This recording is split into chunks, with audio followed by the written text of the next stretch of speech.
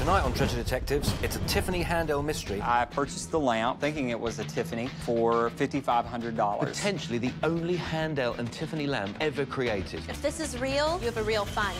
You think these are hand blown? They are hand blown. Okay. And the patterning is all hand done, same way Tiffany would do them. It certainly is an attractive lamp, but... And the Holy Grail of baseball cards. How much did this cost you? $1,800. The Honus Wagner T-206 1909 baseball card with a Piedmont back. Ray, if this card is real, it could be worth up to $3 million. I know it's real. What do you think? I would be suspect of this. Why? Well, the browning on it. That would be harder to reproduce than currency. Well, I think what we've got is an original. 1909 Honus Wagner card. Yeah, absolutely. Or is it?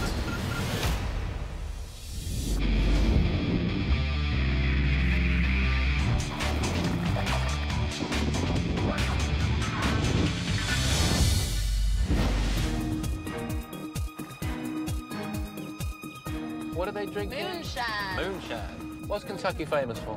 It's racehorses. Ah, I've heard that. Yeah. The Kentucky Derby. Yeah. Today, Catherine and I are in Paducah, Kentucky. We've come to meet Craig Carter, who's a huge collector of Tiffany lamps and antiques of every type. Well, here we are. He's found this fantastic, unique lamp that he thinks could be worth a fortune. Hey, y'all. Welcome to Paducah, Kentucky. I'm glad you made it. Nice to see you. So good to see you. Catherine, Nice Craig, to meet Carter, you. come on in. Great How house. pretty. Yeah, this is the entry hall. The house was built in 1860, so it's the only French Second Empire in Western Kentucky, which is kind of cool. As we step in here, this room has the largest collection of Tiffany in it. This is my Tiffany water lily, Yeah. so I'm pretty proud of that. It's pretty. Not many people in Kentucky collect Tiffany, and I am the largest collector of Tiffany in the whole state. Being all the way from Kentucky, sometimes they don't think we wear shoes or anything else, but I say if it's whorehouse gaudy, I like it. Oh. So that's my motto. That is all Tiffany Studios desk set. Those are pretty. Louis Comfort Tiffany started out as an artist, and his lamps made him most famous. But he designed all sorts of home accessories through his company, Tiffany Studios. This is a kind of a neat Tiffany Studios ashtray. Several these lamps, lamps, as too. you can see again. Not all Tiffany. Some in here are Handel and Yeah. done by competitors. Yeah. So how many lamps do you have in total, then? Put it this way, I go through a lot of light bulbs. I bet you do. And what are they worth, those lamps? Could be around $400,000. Wow. And this is the lamp that I called you about, and I need some help on because I'm not sure of it. I actually purchased that lamp thinking it was a Tiffany, but the base is a Handel lamp, and I recognized it heavily in my research as a Handel base. Even though it was Handel, I noticed that the shades were inscribed LCT, Louis Comfort Tiffany.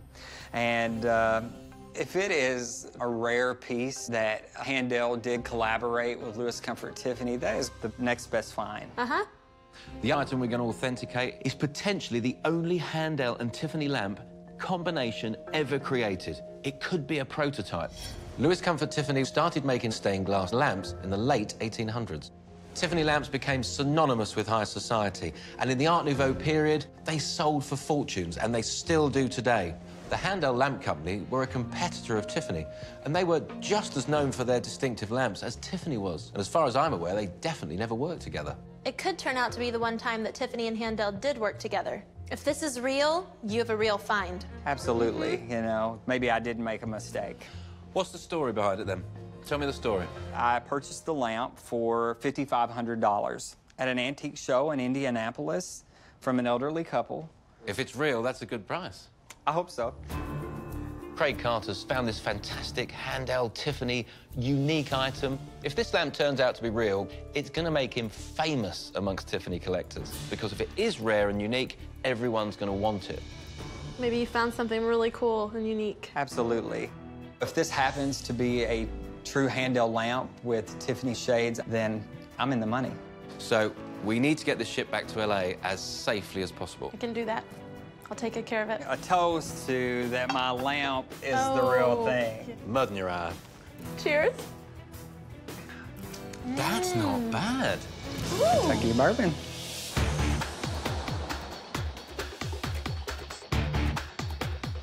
Okay. In our places. The war room. The War Room. We've just returned from Paducah, Kentucky, and today my team and I are going to gather in the War Room to look at the items that we've been asked to authenticate. OK, our first item this week is a Tiffany and Handel lamp combination. Ooh. Tiffany Shades Handel base. If it's real, it could be worth $125,000. And it could be worth a lot more if it sold at auction because it's so unique. Really? Yeah. In 2011, a Tiffany lamp sold at auction for $3.5 million. So this is our owner. This is Craig Carter. He lives in Paducah, Kentucky. Paducah? Paducah, which is between... Possum Trot and Monkey's Elbow. Possum Trot and Monkey's Elbow. No, really? We're in America now. It's a big country. You run out of names. That's probably what it is. That's what it is. Yeah. I love it. First thing's always the provenance, isn't it? The history. We need to find out if there's any reference to them actually doing business together. Probably need to speak to someone who sells Tiffany lamps. It could be a shop, it could be a gallery. I'll figure it out. We want to know what's inside. Is it conducive with the period? We need to find out if the glass shades are Tiffany quality. And we can look at the fixtures on the lamp to see if they're consistent with Handel or Tiffany. We can test the metal in the Handel base and find out if it's from the right era. Now, when we get all those items together, that will definitely give us our definitive answer whether this thing is real or fake. Now, our next item is the Honus Wagner T-206 1909 baseball card with a Piedmont back. Grant, Andy, this is definitely your journey, OK? This is the Holy Grail of baseball cards if it turns out to be real. You must have heard of this one. Oh, yes, I've heard of it, never seen one in person. I don't think many people have, because there isn't that many around, is there? Oh, no. Less than 200 Honus Wagner cards were ever distributed to the public. How many are out there now? Less than 60. The T-206 cards were issued from 1909 to 1911, and the backs contained advertisements. Ray's card has a Piedmont back. Not a rare back, but to have Honus Wagner and the Piedmont card together is a very rare thing. If this card is real, it could be worth $2.8 million. Wow. Jeez. This is the man that owns it, Ray Edwards. If we authenticate this is the real thing, Ray Edwards is nearly $3 million better off. That's a lot of money. Wow. That's a lot of money. I get Tiffany lamps, but baseball cards, I just don't get it. Well, cricket. Cricket, proper game. Do people drink at baseball games? Oh, absolutely they do. You'd fit right in. I'm warming to it. You just stay sober and try and learn a bit about baseball. Is that all right? Yeah. Okay.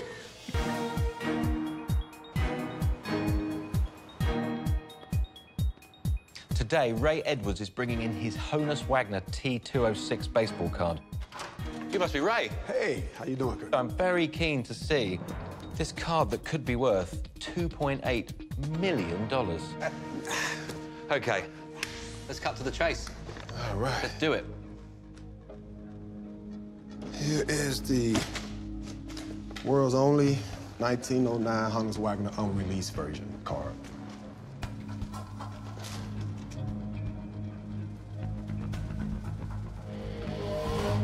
How much did this cost you? $1,800. My cousin purchased the card back in the early 1980s. So he bought it through a middleman. When I first seen the card was in the 90s. You see that it says an unreleased version. Yeah. The card doesn't have a pinstripe. My theory is it's supposed to be a throwaway. It was never supposed to leave the factory. Ray's theory on this card is it's some kind of test print, some kind of initial run just to see what it looks like. If it is true, and it could be, this could turn the item from a nearly $3 million card into potentially a card that's worth even more. Does it come out the case? No. It's been sealed by a grading company. OK. That was done by ACA Grading out of Montreal, Canada. Grading companies certify trading cards and seal them for safety. If you don't get it graded by an American company, chances are you won't be able to sell it at auction. Why Canada? Well, I've been dealing with the grading houses here for the past 11 years. When I first wanted to sell this car in 2002, well, they said you can come out, sit in the lobby, and have us examine it behind closed doors. I said, no, I have to be present because you can scratch, you can do a lot of things to the card. So that's why I had to go to Montreal. So we can't take it out of the case. End of story. End of story, yeah. That's a tough job.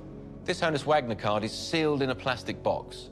That creates all sort of problems for us. We can't touch it, we can't feel it, we can't smell it, we can't handle it.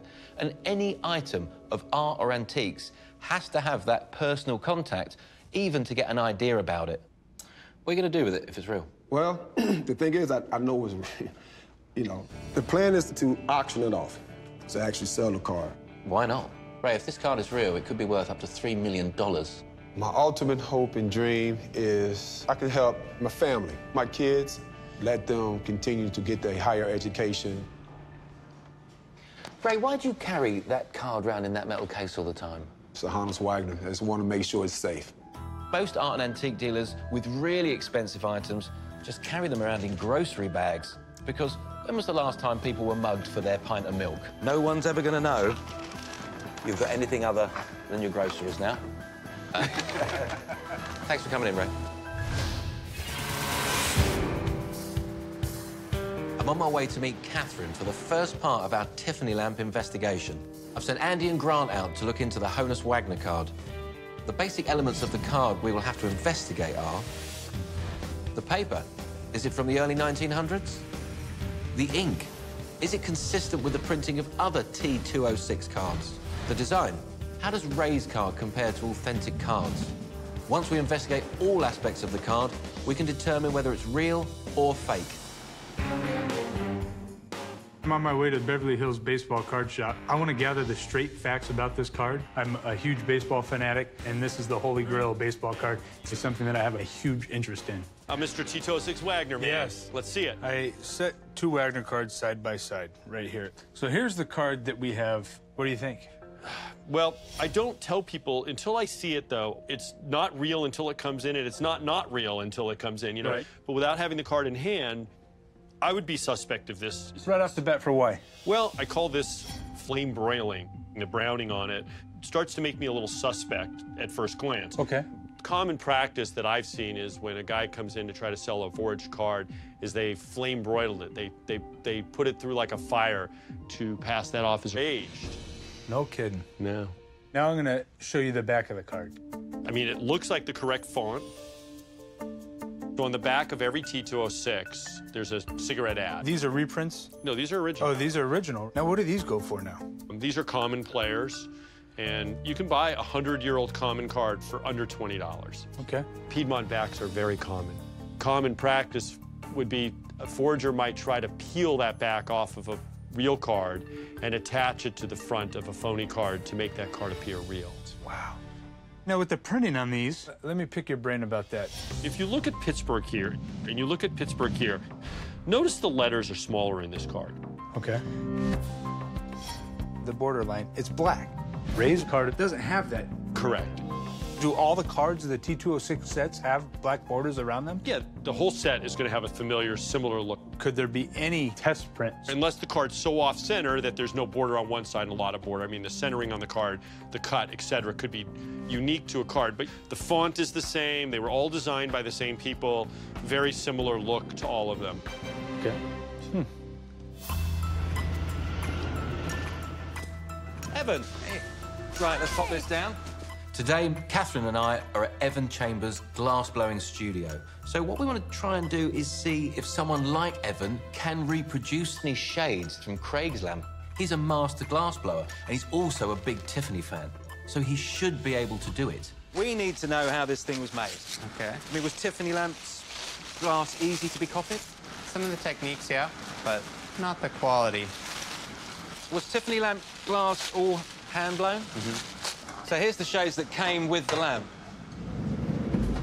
You think these are hand-blown? Yeah, they are hand blown. Okay. Definitely. And the patterning is all hand done with a feathering pick, same way, you know, Tiffany would do them. On these are signed, right? So this is LCT. Yep, Lewis Comfort Tiffany. Does that look like a real Tiffany signature? Yeah. When you luster a piece of glass, the golds should look like 24 karat gold, and the blues should look like peacock blue.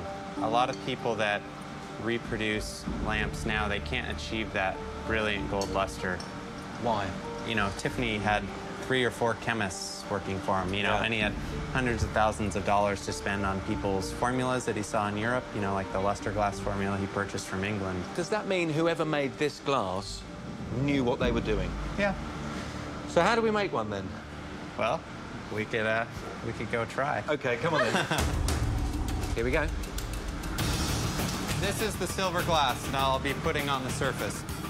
That's my best estimate for the color. Every studio has a furnace that has a different heat and a different type of base glass. This isn't an easy thing to fake, is it? Not accurately. No. And this process cannot be done in the mass production. I don't think it could be done really faster than how I'm doing it. Got you. 3 sprays in, in each side right now. Wow. Close, please. Okay. So I need to get this throat down to 2 1/4. Would you mind blowing on the blowpipe? Okay, thank you. Really lightly, remember. Yep. And off. You can hold them up side by side for shape comparison. They just don't look right. Evan came close to reproducing these lampshades, but there were noticeable differences in the colour and the transparency of the glass he produced for us. It is quite easy to see these have been hand-blown. They're not mass-produced glass. They were done by someone who really did know what they were doing. The fact that you struggle to reproduce these kind of makes these feel a little bit more important all of a sudden. How does glass age? Accurately. I mean, how does, you know, what would be the difference between this and glass that's 100 years old? Nothing. So unlike silver, unlike wood, there's no decomposition of any description whatsoever. Unless it's been buried. I'm kind of thinking, since we can't test the age of the glass, we'll have to test the age of the metal base. That makes sense. Although the glass shades could very well be Tiffany, we need more conclusive evidence. I'm hoping the metal in the base will have more to reveal to us.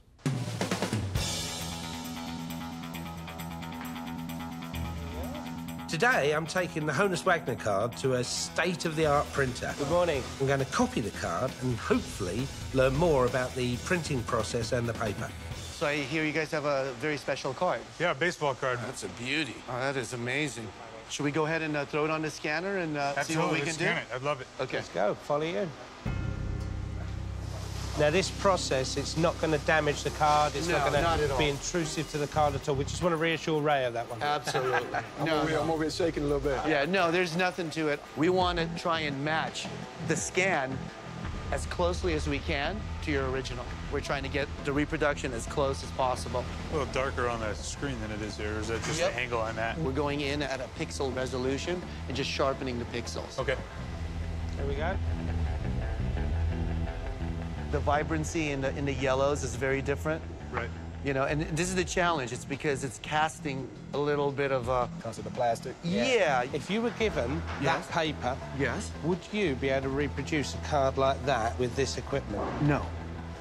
Absolutely not. The one thing I do know about old papers, like anything modern, they put brighteners in it. And, you know, for sure, these papers never had that. If you look at it with a black light, anything new will just glow. This won't. To get that exact paper now, I mean, what are the chances of that? Okay. You know, just to get everything to match, I mean, you're going to spend hundreds of thousands of dollars. That would be harder to reproduce, in my opinion, than currency. Yes. I need to grab my card. Yeah. Sure. There you go, fella. We got a very good copy of the card, despite the fact that it's inside a plastic case. Most importantly, we learnt that 100-year-old paper can't be imitated. Well, what's in this one? What? This one's the Cosmopolitan. Yes. There he is. The investigation is heating up, and it's time to collate the information together with the team. I think it's time for a bit of an update. OK, what do you want to know? What do you remember? What was I looking into? Oh, yeah, the card. The card. Went to the printers. The thing that I thought was interesting there, to reproduce that sort of level on the card. Yeah. Back when it would have been 1980 something, wasn't it? Yeah, that's right, 80, yeah. It would have been really, really expensive. Right. But at that time, the card wasn't worth that much money. So why would you do it? The Honus Wagner card is worth $2.8 million today, but back in the early 80s, it would have been worth only about $2,000. It would have been so expensive to find an antique printer and paper, it wouldn't have been worth the trouble at that time. I want to age this copy of Ray's card just to see what challenges a faker would face. So we know where we're going with that. OK. Good. Tiffany Lamb, I got metal shavings from a real Handel and a real Tiffany lamp. That's so what we can compare needed. them to ours. Now we can get it under the microscope, because if it's post-1950, it's going to be very, very different under the microscope. Well done. That's good news. Everyone's doing a marvellous job. Very impressed. Coming together. Last call. Don't serve him too much, please. Well, I got these from the print shop like you asked. Well, Had some reprints made. well, we're just going to try and age this. I mean, that's really what we want to do. We've taken Ray's card and we've had it copied at the printers. The reason for that is because we want to try and age that printed copy as best we can to mirror Ray's card. One thing about Ray's card, it looks old. So what we want to try and do is see how this item has been aged. Is it natural? Has it been kept in a wallet? Or has a poor quality faker just started to use tea and tobacco to make this item look older than it really is? This is probably the biggest paper faker's delight. Tea bags. Because it kind of gives the colour, you know? Right. But what we want to do is we need to lose the smell of tea. So we're going to throw some other things in it to kind of confuse. The guy that Ray bought it off for $1,800, you know, we don't know anything about him, do we? I think that's the thing. You know, who is this guy? Was he a man that just spent his afternoons doing this? Because $1,800 30 years ago Was a lot of money. A lot of fakers will just go for it. And what they'll find themselves doing is they'll make a card that's 20 or 30 years old, or in Ray's case, potentially 100 years old, look 1,000 years old. Now, what we want to do is add a tiny, weeny bit of oil to this. Okay. Because our hands are so oily. So if this thing's been touched over decades, it's going to feel oily. We're going to use walnut oil. It doesn't have too much of a smell. And this is the closest thing to our own hands. So, does that start to smell like a few old centuries? It smells like you're walking into your grandma's basement. That's really what That's you want. what it is. The fake card will look too brown, too uniform, too dark. Quite often you can catch out fakers and forgers because things just look older than they should. Wow. Well, I think what we've got there is an original 1909 Honus Wagner card. Smells, it's a bit warm at the moment, so it's still cooking on wood. Wow. Would it fool you? Right now, in this state, in this position, touching it, smelling it, texture, everything, color, yeah, absolutely. See, that's bothering, Absolutely. isn't it? Because you know your stuff about cards. So when we're looking at a fake card, the first thing we look for is, does it look older than it should? Ray's card does look older than all the rest we've seen from that series. That doesn't mean it's fake. It could have been kept in a damp, brown leather wallet. If you look it up and down, it kind of feels old. This card, what is it, an hour old? Yeah, about. And now, all of a sudden, it's... Over 100 years old. Over 100 years old, yeah. Now, is this the type of card Ray's got cased up? Jeez. Now, we still don't know whether it was made by Handel or not. I see that it says Handel. It does say Handel, yeah. Yeah. So this has been cast. Raised. Yeah. That's what I would say. But someone's gone to a lot of effort if this is not made by Handel. If this is really 70 years old and hasn't been overcleaned, what you're going to build up over the surface is dust, dirt, handprints, all sorts of stuff. I'm going to show Catherine how to test the patina of this lamp. And the older something is, the more patina it's going to have on it. If it's got quite a lot, it could be 70, 80 years old. And we're just going to use rubbing alcohol. So, if we get something really dark and brown and tobacco-y, what we've pulled off there is some kind of patina, and then we can start breaking that down. Okay. Okay? Yeah, see? Mine is, yeah. Just a little bit There's of nothing color. on it. Look, Vice. If you give this a good scrub, even on the bits that aren't dirty, It's still dirtier than it's the dirty. lamp, huh? Yeah. So this lamp has no patina on it at all.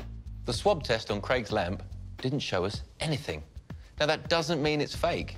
It means it could have been overcleaned over the last 10 years. The other side of it is it could just be it's a new lamp. So we've got to go to our samples. What we got?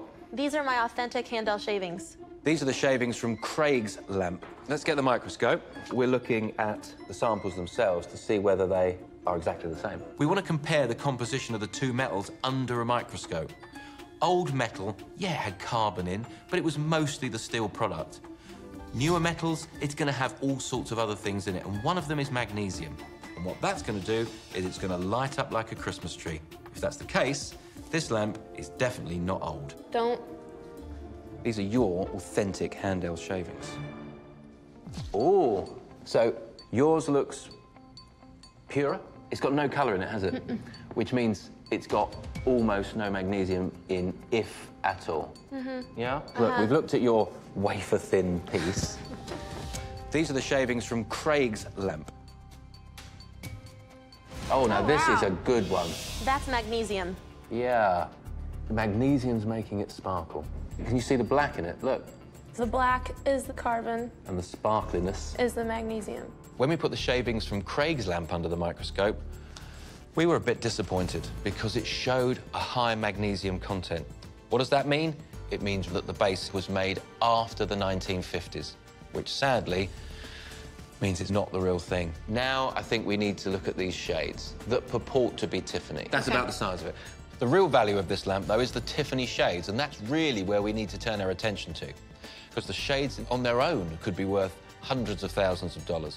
Even though we've answered a few questions, I think it's the whole jigsaw that's going to deliver us the final answer, to be honest.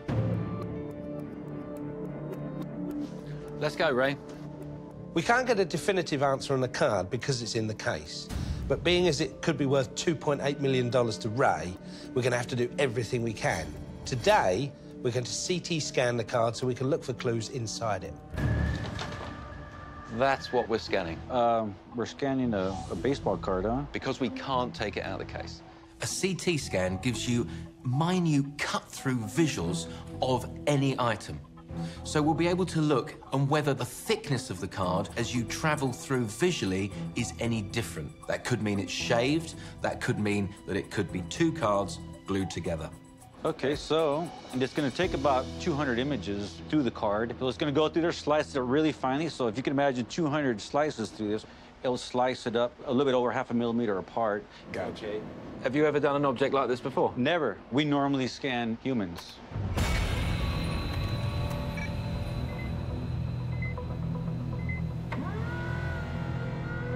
No horn to the card or nothing? Just... It won't damage the card at all. Okay.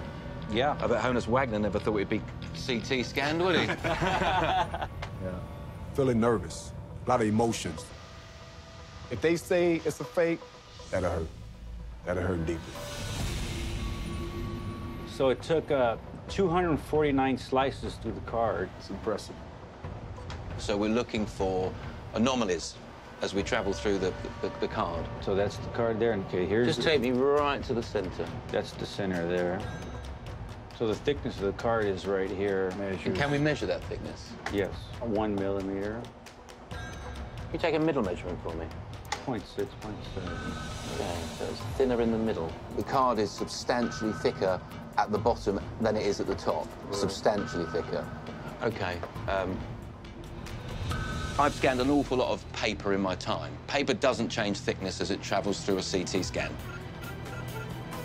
It just doesn't work like that. We've got a potential here of two pieces of paper being stuck together.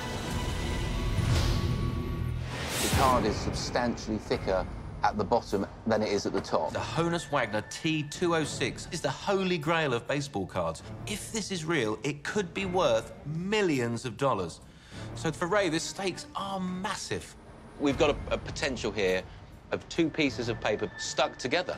The reasons I think it's two pieces of paper stuck together is because the thickness is different as you travel through the card.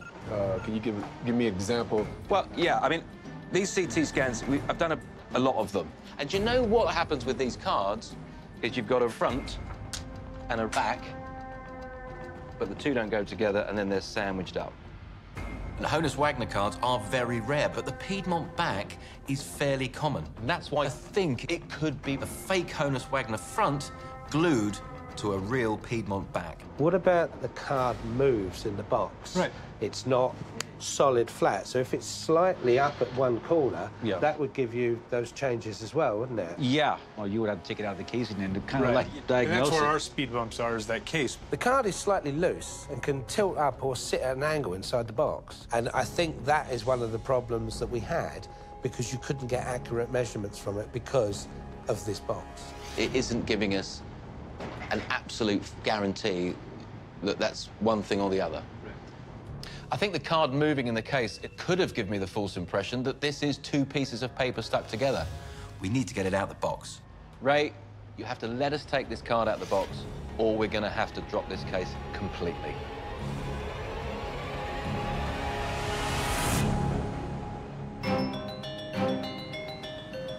Well, the two things I want to find out is, first of all, did Tiffany make shades like this? Today, Curtis and I are going to Rick Kaplan Antiques. Hello, Rick. To investigate the Tiffany Shades a little bit more. Rick has over 40 years of experience with antiques. Now, this was bought by a big Tiffany collector, and he thinks it's a Handel and Tiffany marriage. It's not unlikely for someone to buy a Handel lamp and put another shade on there. That's possible. With your years of experience, Rick, to be honest, I know you've seen it all. So what do you think of the shades that are attached to the alleged Handel lamp? Well, that's interesting to me because it certainly is an attractive lamp, without a doubt. But the shape of it is not consistent with authentic Tiffany. The top part of it, where the fitter is not really the type of shape you would see on the Tiffany lamp. The inside of the shades have the little Tiffany signature. Well, I think Can you I see see, I think you can see, but those are easily scratched in with a diamond point etcher or whatever. This has got a classic Handel ring that's been put onto a Tiffany shade. And normally, like the top shade has a metal rim around here, which is the way Handel did it. Tiffany never did this type of ring. They went to the extent of even signing it with the name. So do you think these shades were made for this lamp? It's very well possible that they were made for this lamp, because they do fit perfectly. So, okay, I'm curious though, why would somebody go through the time to put this lamp together? Why wouldn't they just make a Tiffany base, Tiffany shades? That's a good question, and I would like to know why. I don't understand that myself.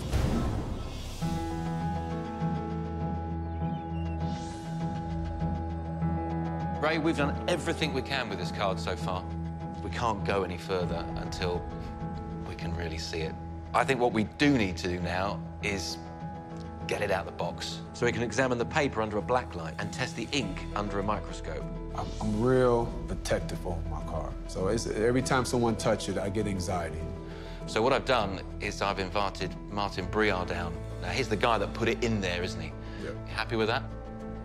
Yeah. OK. We flown Martin Briard all the way from Canada. Martin is the only expert Ray will trust to unbox his card. Ready, guys? We're ready. Ready, Ray? Let's That's go. the moment. Let's go. Be gentle. Oh. So, there for you. We're going to put some gloves on for this, guys. Here we go. Here's the moment, guys. There it is. Out the box for the first time. It's been a while since I've seen it out the case. It speaks to you. I mean, it does. Man. First thing we want to do is get some UV light on it. Because UV light will pick up the titanium white in new paper. Now, we made a card earlier. So let's take our fake card out and just have a look. We tried to use as many processes as we could. You know, it's new paper. We aged it very slightly over a very quick period of time. OK, so what the black light's going to do is going to pick up the titanium white in the card. Titanium white's a brightener, and it's only present in paper of the last 25, 30 years. Titanium white wasn't even available before 1916. So there's no way it's going to be in paper that's allegedly from 1909. So we're going to put Ray's card on the left and the phony card on the right. But now, just by holding the light over, the fake card shines like a terrible disco. Ray's card is holding its own quite nicely. and there's no white coming through at all, which means this paper is at least 50, 60 years old. And your card is certainly passing this particular test. When we shine the UV light on Ray's card, it didn't reflect titanium white back at us. But because we know he bought it in 1980, could have quite easily just been printed on older card. So let's get this card under the microscope and just have a look. This is our aged reproduction card. What can you see on our fake? Red, yellow, black. Lots of dots? Exactly. OK. Modern printing processes are so different to the old printing processes. The printing on a modern card will have a very structured and uniform dot pattern. A T-206 card printed in 1909 will look more like random blotches, somewhat like a watercolour painting. Now, let's get your card under, OK? You know, it's going to look very, very different. Well, I hope so. Right, now, this is Ray's Piedmont back.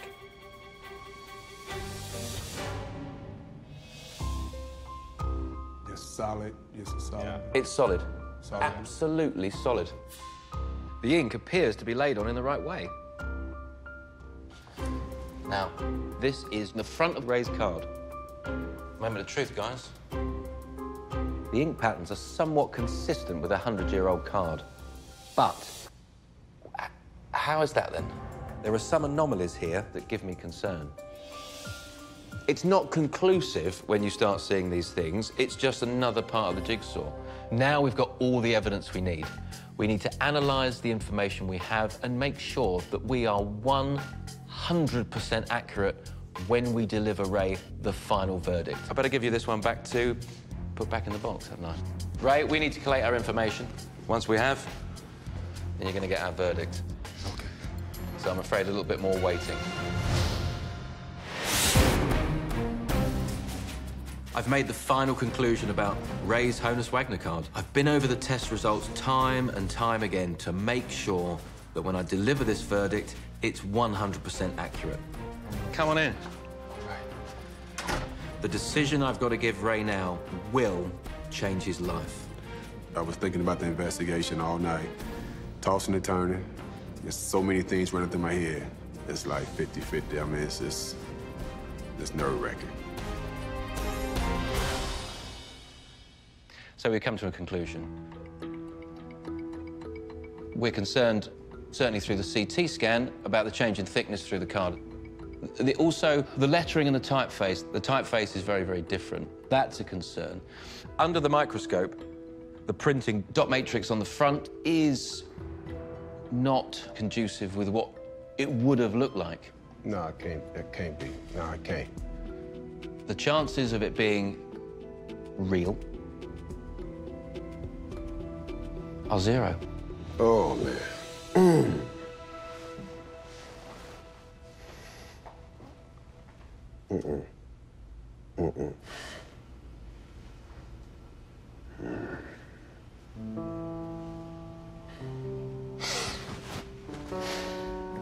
I wish our verdict had been something different. We all really do. I respect your opinion on this. It hurts. But thank you. I'm upset. I have to tell my wife. I will have to look her in the eyes and tell her that. To me, it feels like I failed, you know?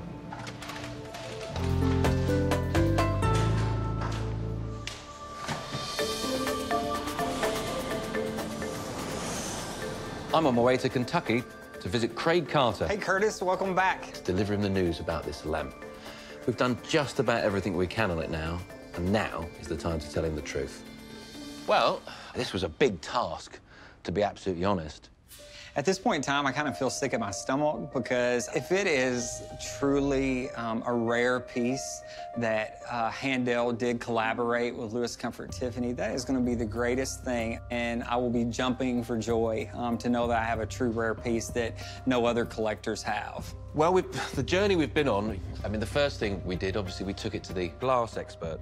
I mean, we know these are hand-blown, that's for sure. Even after taking a patina test off of the lamp and finding nothing. We took a shaving of a real Handel lamp, and we took a shaving of what we hoped would be a Handel lamp. When we put the shaving for this under a microscope, it lit up like a Christmas tree because it was full of magnesium, which post-dates it from the early 50s. And we know for a fact this base is not made by Handel. Harsh, but we visited an antique dealer, and he was really concerned about the shape of the shades. And the fact of the matter is, these shades fit that lamp base perfectly. These shades never came out of the Tiffany factory. Which means this lamp of yours is a fake. Okay. Gosh. That's unreal. I mean, it's nice to finally know, but then it's like, wow. I am sick at my stomach just to know that it's not real. It's pretty sad, $5,000 for a fake Handel base, but even worse to have fake shades that are contemporary. Wow. It doesn't matter what type of collector you are, or even if you're a dealer, they've all made mistakes. It's not gonna stop me from collecting Tiffany Studios or old leaded lamps for that matter, but it is going to caution me and make me ask more questions instead of just making a spur-of-the-moment purchase. It is remarkable the amount of people out there trying to fake and forge Tiffany. Oh, they're real good. Caveat emptor, isn't it? Buyer beware. Buyer beware, absolutely. It's easy for collectors to get caught out. They buy with passion. They love these items. And sometimes too much knowledge can be just as dangerous as not enough.